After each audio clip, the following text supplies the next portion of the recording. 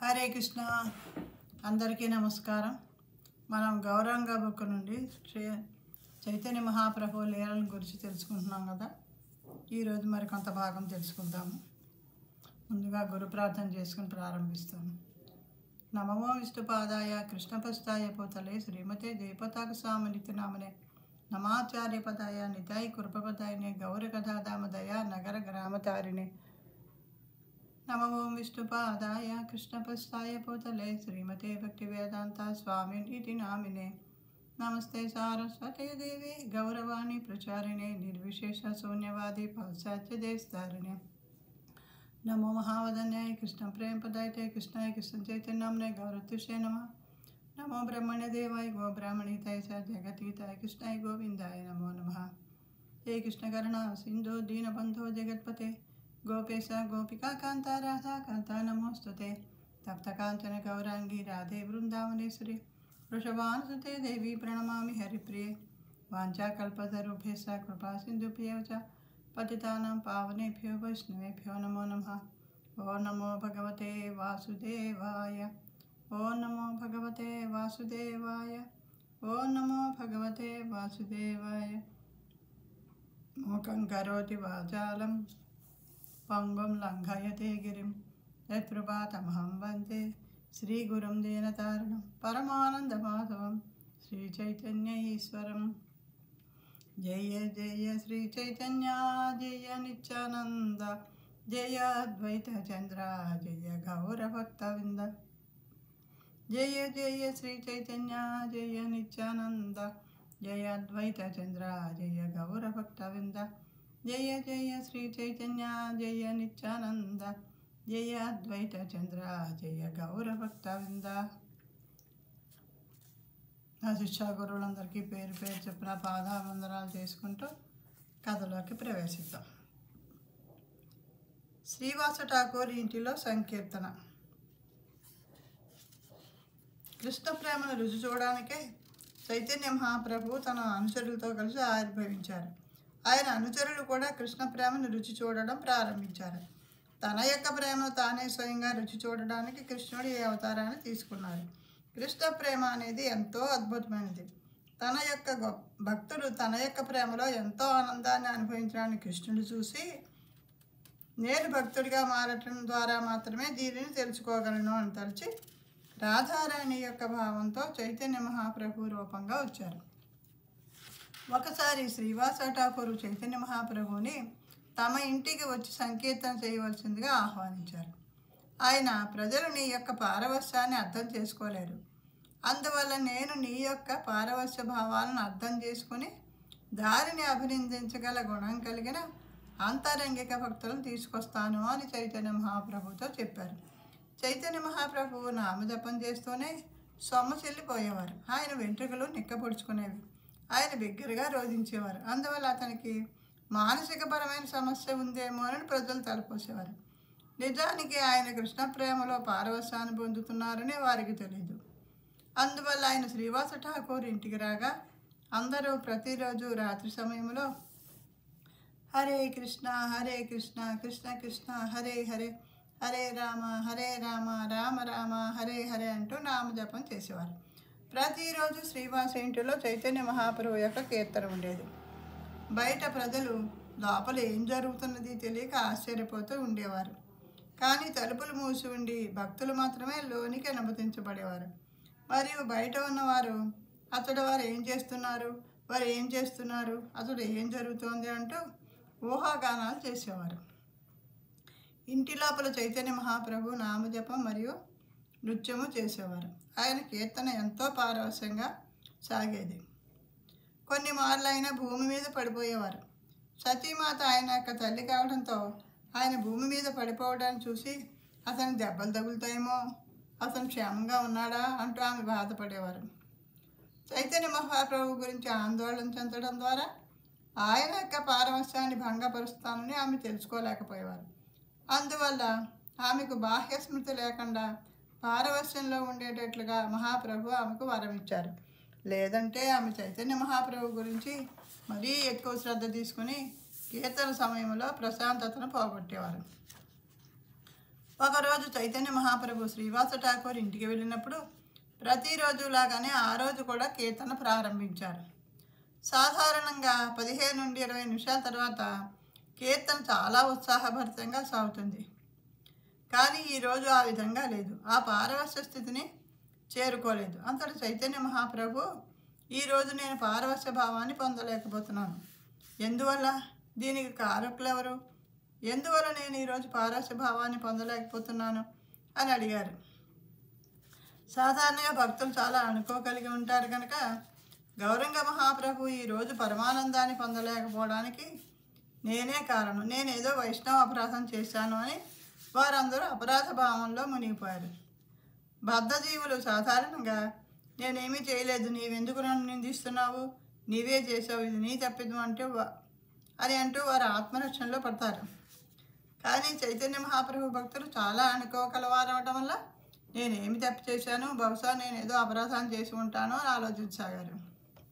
గౌరంగ మహాప్రభు బహుశా ఎవరైనా దీనిని చూస్తున్నారేమో, ఇక్కడ ఉండకూడని వ్యక్తి ఎవరో చూస్తూ ఉండాలి అని చెప్పారు. అంటే భక్తులు కాని వారు ఎవరో వచ్చి ఉంటారు అక్కడ, అందుచేత ఈయనకి ఎప్పుడు వచ్చే పారవస్యం రాలేదని ఆయనే అర్థం చేసుకున్నారు. అంతటి శ్రీవాస ఠాకూర్ చుట్టూ పరిగించి చూడగా అతనికి ఎవరూ కనిపించలేదు. అతను తన ఇంటిలోనికి చూడగా అక్కడ కూడా ఎవరూ కనిపించలేదు. అందువల్ల వారు తిరిగి నామ సంకీర్తన ప్రారంభించారు. హరే కృష్ణ కృష్ణ కృష్ణ హరే హరే, హరే రామ రామ రామ హరే హరే. రెండవసారి చైతన్య మహాప్రభు, ఇప్పటికీ కూడా నేను మహాభావాన్ని పొందలేకపోతున్నాను. దీనికి ఎవరు కారకులు? ఎందువల్ల నేను ఈరోజు ఆ పారవస్యాన్ని కానీ ఆనందాన్ని కానీ పొందలేకపోతున్నాను అని ప్రశ్నించారు. మరల భక్తులు నేను ఏమి చేశానో అని ఆలోచించసాగారు. సాధారణంగా భక్తుడు ఎదటి వారిలో తప్పులు వెతకడు, తనకు తానే అపరాధిలాగా భావిస్తాడు. మొదటగా తనను తాను నిందించుకుంటాడు. ఈ విధంగా ప్రతి వారు కూడా నా వల్ల ఏదైనా అపరాధం జరిగిందా అని ఆలోచించసాగారు. అంతటి చైతన్య మహాప్రభు మరలా ఇచ్చటి ఎవరో ఉన్నారు అని చెప్పారు. చైతన్య మహాప్రభు అంతర్యామి, ఆయన ప్రతి వారి హృదయంలోనూ ఉంటారు. అందువల్ల అతడు ఎవరు ఉన్నది ఎవరు లేనిది ఆయనకు తెలుసు. ఈ విధంగా చివరికి వారి ఇంటికి ఒక మూల శ్రీవాస ఠాకూర్ యొక్క అత్తగారు బొట్ట కింద దాగుకొని అంతా చూస్తున్నట్టుగా గమనించారు. ఆమె చైతన్య మహాప్రభు యొక్క నృత్యాన్ని చూడగోరారు. శ్రీవాస బొట్టను పైకి లేపగా అచ్చట ఆయన యొక్క అత్తగారు ఉన్నారు. భారతదేశ సంప్రదాయంలో తల్లికి వలె అత్తగారికి కూడా చాలా మర్యాదిస్తారు. కానీ శ్రీవాస ఠాకూరు, నీవు ఇక్కడేం చేస్తున్నావు, నీవు చైతన్య మహాప్రభు కీర్తనను కలవరపెడుతున్నావు అంటూ ఆమెను మెడబెట్టుకొని తోటలో నుండి బయటకు గెంటి వేశారు. చైతన్య మహాప్రభు వారెవరో అని అడుగ్గా నాకు తెలీదు అని శ్రీవాస ఠాకూర్ బదులిచ్చారు. ఆమె నీ అత్తగారు కాదా అని మహాప్రభు ప్రశ్నించగా నాకు తెలీదు, మిమ్మల్ని ఎవరు కలవరపరిచినా వారి గురించి నాకు తెలియదు అని శ్రీవాస ఠాకూర్ బదులిచ్చారు. అంతటి మహాప్రభు, నీవు నీ అత్తగారితో ఈ విధంగా ప్రవర్తించవచ్చా? నీ అత్తగారితో నీవు మర్యాదగా వ్యవహరించాలని నీకు తెలిసి ఉండాలి. ఆమె నీకన్నా వయసులో పెద్దది, నీవు చాలా నిర్దయగా బయటకు తోసేసావు అని చెప్పగా శ్రీవాస, ఓ నా ప్రియమైన భగవంతుడా, మీ యొక్క ఆనందము మరియు సంతృప్తే నా మొదటి కోరిక. మీ యొక్క పరమానందానికి ఎవరైనా అడ్డు తగిలితే నేను సహించను. నేను మీ ఆనందం కోసమే ఉన్నాను. అందువల్ల ఎవరైనా మీ పారవస్యానికి భంగం కలిగిస్తే వారు ఎవరైనా సరే కానీ నేను సహించను. మీ యొక్క ఆనందానికే నా యొక్క మొదటి ప్రాధాన్యత. ఆమె మీ యొక్క భక్తియుత సేవలో భంగం కలిగిస్తూ ఉంది. ఆమె ఎవరైనా కావచ్చు, నేను లక్ష్యపెట్టను. నేను మీ యొక్క ఆనందానికి మాత్రమే ప్రాధాన్యతనిస్తాను అని వివరించారు. అంతటి చైతన్య మహాప్రభు ఆయనను కౌగిలించుకొని నీవు చాలా గొప్ప భక్తుడివి అని అభినందించారు. ఆధ్యాత్మిక జీవితంలో మనకు అనేకమైన ప్రాధాన్యతలు ఉంటాయి. భౌతిక జగత్తులో భౌతికంగా సంబంధం గల వారందరికీ గౌరవాన్ని ఇవ్వడం అనేది అన్నిటికంటే ఎక్కువ ప్రాధాన్యత ఇవ్వబడుతుంది. సాధారణంగా శ్రీవాస తన బంధువులకు చాలా గౌరవాన్ని అవసరపడేవాడు. ఎప్పుడైతే రెండు విరుద్ధమైన విషయాల నడుమ నిర్ణయం తీసుకోవాల్సిన పరిస్థితి వచ్చినప్పుడు అది చైతన్య మహాప్రభు లేక కృష్ణుడను తృప్తిపరచుటయా లేక తన మొత్తం కుటుంబమునకు తృప్తిపరచుట అన్నది. దీర్ఘకాలం విశ్లేషించాల్సి వచ్చిన ఆయన యొక్క ప్రాముఖ్యత చైతన్య మహాప్రభుని తృప్తిపరచడమే. అది ఆయనకున్న ప్రత్యేక లక్షణం. ఒక శుద్ధ భక్తుడు కృష్ణుని యొక్క సేవలో ఏ విధంగా స్థిరంగా ఉంటారో అనేది చూపించారు. ఏదైతే కృష్ణుడిని సంతృప్తిపరుస్తుందో అదే అతనికి ముఖ్యమైన ప్రాధాన్యత. సంకీర్తనను ఎవరైతే గందరగోళపరుస్తున్నారో వారు బంధువు అయినప్పటికీ వారి యొక్క సమక్షం చైతన్య మహాప్రభువును కలవరపరిచినట్లయితే అతని ఆ వ్యక్తిని అతడి నుండి నెట్టేశారు. ఈ లీల మనకు తెలిపేటటువంటి విషయం ఏమిటంటే, మొత్తం సంకీర్తన సమూహంలో ఏ ఒక్క అంశమైనా వ్యతిరేకమైనది లేదా ఆటంకపరిచేది కనుక ఉండి ఉంటే మొత్తం సంకీర్తన యొక్క ప్రశాంతతను చేర్చివేస్తుంది. అందువల్ల ఎవరైనా ఒక శిష్యుడి వల్ల మిగిలిన శిష్యులకు కాలుష్యం అంటుతుంటే ఆ మొదటి శిష్యుడిని నిరాకరించాలని ఆధ్యాత్మిక గురువు కూడా చెప్పబడుతుంది. ఒకవేళ ఆధ్యాత్మిక గురువు ఆ శిష్యుడిని నిరాకరించకపోతే ఆ శిష్యుడు పతనం చెంది తన ఆధ్యాత్మిక గురువును కూడా దిగదార్చుతాడు. ఇక ఇతర భక్తుల పట్ల జరిగే నష్టం గురించి వేరే చెప్పనవసరం లేదు. కుళ్ళి పాడైపోయిన యాపిల్ పండు బుట్టలోని యాపిల్ పండ్లను అన్నింటినీ పాడు చేస్తుంది. అతడు కుళ్ళిన అన్నదానికి అర్థం ఏమిటంటే, ఎవరైతే వైష్ణవులను అనవసరంగా విమర్శిస్తూ ఉంటారో లేక వారిలో లోపాలు అనవసరంగా ఎత్తి చూపుతూ ఉంటారో అటువంటి వారు అని అర్థం. భక్తియుత సేవలో ప్రతి వారికి కూడా కృష్ణ చైతన్యంలో ఉన్నటువంటి వారి యొక్క సాంగత్యం అవసరం. మనం భక్తిలో ముందుకు వెళ్ళాలంటే కొంచెం కృష్ణ చైతన్యంలో ఎవరున్నారో వాళ్ళు ఎంత తీవ్రంగా వాళ్ళు సాధన చేసుకుంటున్నారో గమనించుకొని వాళ్ళు అలాంటి వాళ్ళ సాంగత్యంలో ఉంటే మనకు కూడా కాస్త అలా చెయ్యాలి అన్న ధ్యాస వచ్చి ముందుకు వెళ్తాం. అలా కాకుండా భక్తులు కాని వాళ్ళు మన మధ్యలో పెట్టుకుంటే వాళ్ళు మనని కూడా కిందకి దిగజారుస్తారని అది ఇక్కడ చెప్తున్నారు. హరే కృష్ణ. చైతన్య మహాప్రభు మొసలికి ముక్తినిసుట. చైతన్య మహాప్రభును గోపాలుడు అనేటువంటి గోపబాలుడు వచ్చి కలిసినప్పుడు మహాప్రభు మరియు అతని బృందం ఏ విధంగా సంకీర్తన చేశారో అనేది జగదానంద పండితుడు తన బ్రహ్మవైవర్తన పురాణంలో వివరించారు. గోపాలుడు చైతన్య మహాప్రభుతో, నీవు నా తోడబుట్టినవాడువు, వరుసకు సోదరుడవు అని అనగా చైతన్య మహాప్రభు బ్రాహ్మణుడు మరియు గోపబాలుడు వైశ్యుడు అవటం వలన భగవంతుడు దానికి సమాధానంగా, నీవు నాకు వరుసకు సోదరుడు ఎలా అవుతావు అని అడిగారు. అందుకు గోపాలుడు, నీ యొక్క తల్లి సతీమాత నా తల్లిని చెల్లెలని సంబోధిస్తుంది, కావున మనం అన్నదమ్ములం, నా తల్లిని ఆహ్వానిస్తోంది, కావున దయచేసి వచ్చి కొన్ని పాలతో చేసిన తీపి పదార్థాలను స్వీకరించు అని చెప్పగా చైతన్య మహాప్రభు సరే తప్పకుండా వస్తానంటూ అంగీకరించారు. అందువల్ల చైతన్య మహాప్రభు తన సంకీర్తన బృందాన్ని తీసుకుని ఆ బాలుని యొక్క తల్లిని చూడడానికి వెళ్ళారు. దారిలో వారు ఒక సరస్సును చూశారు. ఆ సరస్సులో కొన్ని గోవులు చాలా బిగ్గరగా అరుస్తున్నాయి. చైతన్య మహాప్రభు ఎందువల్ల అవి ఇంతటి శబ్దాన్ని చేస్తున్నాయి అని అడగగా, ఒక మొసలి ఈ సరస్సులో ఉంది, అందువల్ల ఈ సరస్సులో నీరు త్రాగవచ్చా లేదా అన్నది వాటికి తెలియదు, మొసలి వాటి మీదకి దుమికి వాటిని తినవచ్చునేమో అని గోపాల సమాధానం ఇచ్చారు. చైతన్య మహాప్రభు సంకీర్తన బృందంతో సంకీర్తన చేయమని ఆదేశించారు. అంతటా ఆ మొసలి నెమ్మదిగా పైకి రావడం ప్రారంభించింది. కీర్తనకు అనుగుణంగా మొసలి కూడా ఈదడం మొదలుపెట్టింది. అంతటా అది తీరం ఎక్కి చైతన్య మహాప్రభు వైపు వచ్చి ఆయన పాదాలను తాకి వెంటనే ఒక దివ్యమైన స్వర్గలోకపు బాలుని రూపాన్ని పొందింది. అది ఒక ఆశ్చర్యకరమైన సంఘటన. చైతన్య మహాప్రభు ఏమి జరిగింది, నీవెవరవు అని అడగగా ఆ దివ్యబాలుడు, నేను ఇంద్రలోకపు వాసుని, ఆ లోకంలో 5 సంవత్సరాల బాలుడిగా ఉండగా ఒకసారి అడవిలో ఆడుకుంటూ ఉన్నప్పుడు నిద్రపోతున్న ఋషిని చూశాను. నేను తొంటరి పిల్లవాడని, ఆ ఋషి దుర్వాసముని అని తెలియక ఆయన కేశములను కత్తిరించాను. ఆయన నిద్ర నుండి లేచి తన కేశములు ఖండింపబడి ఉండటం చూసి ఈ విధంగా శపించాడు అని వివరించాడు. మొసలి కత్తిరించే అలవాటును కలిగి ఉంటుంది కాబట్టి నా కేశములను ఖండించిన వ్యక్తి మొసలిగా మార్పునందుగాక అని నేను శాపమిస్తున్నాను. ఈ శాపాన్ని విని నన్ను క్షమించండి, నేను కావాలని చేయలేదు, నేను ఆటలాడుకునే చిన్న బాలుడిని, నాకు తెలియదు, నాకు మొసలిగా మారాలని లేదు, దయచేసి మీ యొక్క శాపాన్ని వెనక్కి తీసుకోండి అని ఆయనను వేడుకున్నాను. అందుకు ప్రతిగా దుర్వాసుడు, లేదు, నేను నా శాపాన్ని తిరిగి తీసుకోలేను, కానీ నీవు చిన్నపిల్లవాడివి కాబట్టి ఒక మార్గాన్ని సూచిస్తాను.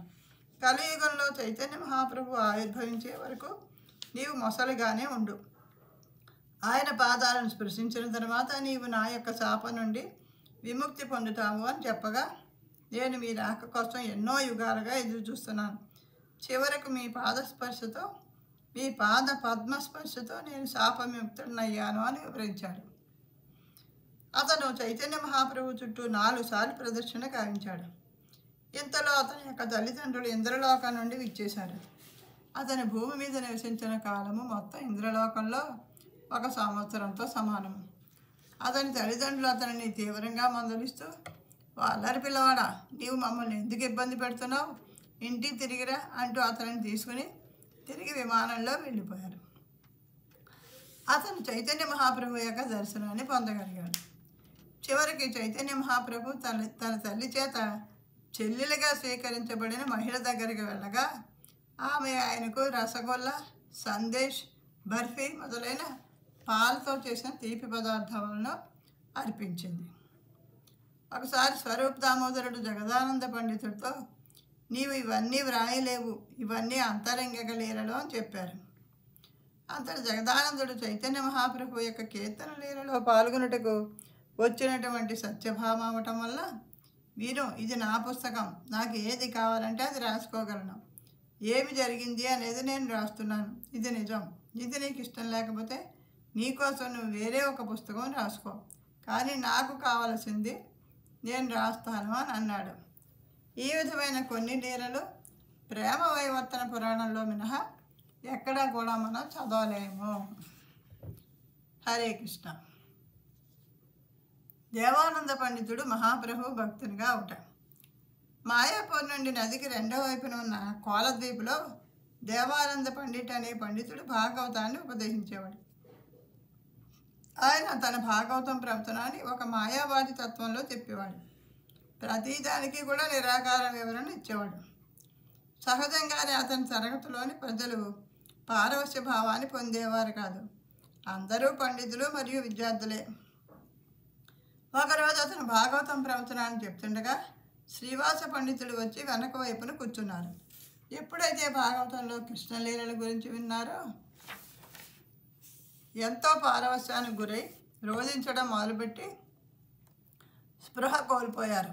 దేవానంద పండితుడు, ఈ భక్తుడు ఏం చేస్తున్నాడు, ఇతను నా తరగతిని కలవర పెడుతున్నాడు, కావని ఇతరుని బయటకు తోసివేయండి అని ఆదేశించారు. ఆ విధంగా శ్రీవాస పండితుడు దేవానంద పండితుడి శిష్యుల ద్వారా బయటకు విసిరివేయబడ్డారు. ఇది గొప్ప అపరాధంగా తీసుకోబడింది. ఈయనేమో మాయావాది కాబట్టి ఆయనకి పారవశ్యం చెందడం, ఈ భక్తి పారవశ్యం ఇవేమీ తెలియవు. ఆయన నిరాకారవాదంలోనే చెప్పుకుంటూ వెళ్తున్నాడు. కానీ భాగవత ప్రవచనాన్ని విన్న శ్రీవాస పండితుడికేమో ఆయన పారవశ్యం వచ్చి ఆయన కృష్ణ లీలలు విని ఆయన రోధించడం మొదలెట్టి స్పృహ కోల్పోయేటప్పటికి ఆయనకు అర్థం కాలేదు. అని చేత ఇదేదో వచ్చి క్లాసు చెడగొడుతున్నాడు అనుకున్నాడు తప్ప ఆయన భక్తి పారవశ్యం అన్నది ఆయన అర్థం చేసుకోలేకపోయారు. కానీ ఆయన ఎప్పుడైతే బయటికి గంటేసారో ఒక భక్తుడికి పట్ల జరిగిన అపరాధం కాబట్టి వైష్ణవ అపరాధంగా అది తీసుకున్నారు. చైతన్య మహాప్రభు రహదారిలో దేవానంద పండితుడిని కలిసినప్పుడు తీవ్రంగా మందలిస్తూ, నీవు ఎటువంటి వ్యక్తివి, నీవు భాగవతం యొక్క అర్థం కూడా తెలియదు, నీవు భాగవతం ప్రవచనాన్ని చెప్తున్నావా, నీవు ఎంతో అపరాధి. ఒక నిజమైన భక్తుడు నీ ప్రవచనానికి వచ్చి పారవశ్యంలో మునిగి కింద పడిపోయాడు. కృష్ణ ప్రేమలో భక్తుడు ఉన్నప్పుడు అతనితో ఎలా మాట్లాడాలో నీకు తెలియదు. భాగవత పఠనం గురించి నీకేం తెలుసు, నీవు శ్రీవాస ఠాకూరుకు అపరాధం చేశావు, నీవు ఒక గొప్ప భక్తుడి పట్ల అపరాధం కావించావు, పుణ్యాత్ములందరిలో నీవే అతి తక్కువవాడివి అన్నారు. ఈ విధంగా అతన్ని చైతన్య మహాప్రభు బహిరంగంగా తీవ్రంగా మందలించారు. చైతన్య మహాప్రభువు దేవానంద పండితునికి ఈ విధంగా ఎన్నో విషయాలు చెప్పగా అతను ఎంతో కలవరపడ్డాడు. దేవానంద పండితుడు చైతన్య మహాప్రభు కంటే కొద్దిగా పెద్ద వయస్కుడు. దీనిని అతను చాలా అవమానంగా తీసుకున్నాడు. నిమాయ పండితుడికి ఎంత ధైర్యం నాకు విరుద్ధంగా మాట్లాడడానికి అని దేవానంద పండితుడు తలచాడు. కానీ దేవానంద పండితుడి భాగ్యవశమున అతను వక్రేశ్వర పండితుడికి సంబంధీకుడు అవటం వలన వక్రేశ్వర పండితుడు దేవానంద పండితుడితో, విను, చైతన్య మహాప్రభు స్వయంగా కృష్ణుడే, నీవు ఆయనచే దీవించబడ్డావు, ఆయన నీతోనే ప్రత్యక్షంగా మాట్లాడారు, ఆయన ప్రత్యక్షంగా నిన్ను విమర్శించారు, దాన్ని నీవు దీవెనగా తీసుకో. చైతన్య మహాప్రభు నీతో మాట్లాడడం ద్వారా నీవు దీవెనలు అందుకున్నట్లయింది. కలియుగంలో కృష్ణుడే స్వయంగా ఒక భక్తుడి రూపంలో వచ్చి కృష్ణ ప్రేమను ఉచితంగా పంచిపెడతాడని భవిష్యత్ చెప్పబడిందని నీవు అర్థం చేసుకోవాలని వివరించాడు. వక్రేశ్వర పండితుడు అతన్ని భక్తియుక్త సేవలో నిమగ్నం చేసి ఉపదేశించడం ప్రారంభించిన తర్వాత దేవానంద పండితుడు అపరాధి అయినప్పటికీ నేను ఒక భక్తుడిని అవమానించాను. నిజానికి నేను భాగవతాన్ని చదివినప్పుడు పారవశ్యాన్ని పొందాలి, కానీ నాకు ఈ అనుభూతి ఏమీ కలగడం లేదు. నేను తప్పుగా పఠనం చేస్తున్నాను. నేను కృష్ణ చైతన్యంలో ఉన్న భక్తుల నుంచి, ఈ చైతన్య మహాప్రభు అనుచరుల నుండి భాగవతాన్ని పఠించే సరైన పద్ధతిని నేర్చుకోవాలి అని చెప్పాడు. అప్పుడు వారు శాస్త్రాలను పఠించడం ప్రారంభించి చైతన్య మహాప్రభు ఎవరు అనేది అర్థం చేసుకున్నారు. చైతన్య మహాప్రభు స్వయంగా కృష్ణుడే అన్న విషయాన్ని దేవానంద పండితుడు అప్పుడు అర్థం చేసుకున్నాడు. అందువల్ల ఆయన చైతన్య మహాప్రభు వద్దకు వెళ్ళి సాష్టాంగ నమస్కారాలు చేసి ఆయనను క్షమార్పణలు వేడుకున్నారు. కానీ చైతన్య మహాప్రభు, నీవు నా పట్ల ఎటువంటి తప్పు చేయలేదు. నీవు శ్రీవాస పండితుడి పట్ల తప్పుగా ప్రవర్తించావు. నీవు శ్రీవాస వద్దకు వెళ్ళి అతనిని క్షమాపణలు వేడుకోవాలి అని అన్నారు. ఆ తర్వాత ఒకసారి ఆయన శ్రీవాసును నవద్వీపంలో కులి గ్రామంలో చూశారు. అదే ఈ రోజున నవద్వీప పట్టణం. దేవానంద పండితుడు శ్రీవాస పాదాలకు ప్రణమిల్లి, నేను మీ ఎడల చేసిన అపరాధానికి నన్ను క్షమించండి అని ప్రార్థించారు. ఆ తర్వాత శ్రీవాస మరియు ఇతర భక్తులు అందరూ ఆయనకు శుద్ధ భక్తియుత సేవలో శిక్షణను ఇచ్చారు. అంతటా ఆయన భాగవతాన్ని పఠించడానికి అర్హులయ్యారు. ఆయన ఒక శుద్ధ భక్తుడిగా మారారు. ఆ తర్వాత భక్తులు ఆయన ప్రవచనానికి వెళ్ళడం ప్రారంభించారు. ఈ రోజుకు కూడా ఆ ప్రదేశాన్ని అపరాధ పంజనేర పాద కులీయ గ్రామం అని పిలుస్తారు. ఎంతో శుద్ధ భక్తుల పట్ల చేసిన అపరాధం కూడా అక్కడ క్షమించబడుతుంది. ఇది చైతన్య మహాప్రభు యొక్క ప్రత్యేకమైన కృప. భాగవతాన్ని మనం భౌతికంగా దరిచేరలేం, ఆధ్యాత్మికంగా కూడా పాండిత్యపరంగా దరిచేరలేం. దాన్ని కేవలము పరంపర ద్వారా అపరాధాలు లేకుండా ప్రామాణికంగా చేసేటువంటి భక్తియుత సేవ ద్వారా మాత్రమే దరి చేరగలము. అంతటా మనం దానిలోని మాధుర్యాన్ని ఎల్లప్పుడూ చవి చూడగలుగుతాం. ఎప్పుడైతే చైతన్య మహాప్రభు యొక్క కృప పొందాడో దేవానంద పండితుడు ఒక చిన్న పిల్లవాడి వలె నృత్యం చేయసాగాడు. ఆయన సంకీర్తనలో కూడా నృత్యం చేసేవారు. ఎంతో గొప్ప వ్యక్తి చిన్న బాలుడిలాగా నృత్యం చేయటం ప్రజలకు నమ్మశక్యంగా ఉండేది కాదు. మనం ఎప్పుడైతే పారవశ్యానికి లోనయ్యామో అప్పుడు చుట్టూ వారు ఏమనుకుంటున్నారో పట్టించుకోం. కృష్ణుడి భావాలను మాత్రమే మనం లెక్కలోనికి తీసుకుంటాం. హరే కృష్ణ. గోపాల చాపాల క్షమాపణ కోసం అర్థించుట. గోపాల చాపాల కూడా శ్రీవాస ఠాకూర్ పట్ల అపరాధం కావించాడు. అందువల్ల అతనికి కుష్టు వ్యాధి సోకింది. ఒకసారి అతను క్షమాపణ వెళ్ళడానికై చైతన్య మహాప్రభు వద్దకు వెళ్ళి, మీరు పతిత పావనులు మరియు ఎంతో దయామయులు కావున నన్ను దయచేసి క్షమించండి అని అర్థించాడు. అంతటి చైతన్య మహాప్రభు, నీవు శుద్ధ భక్తుడికి అపరాధం చేశావు కనుక నేను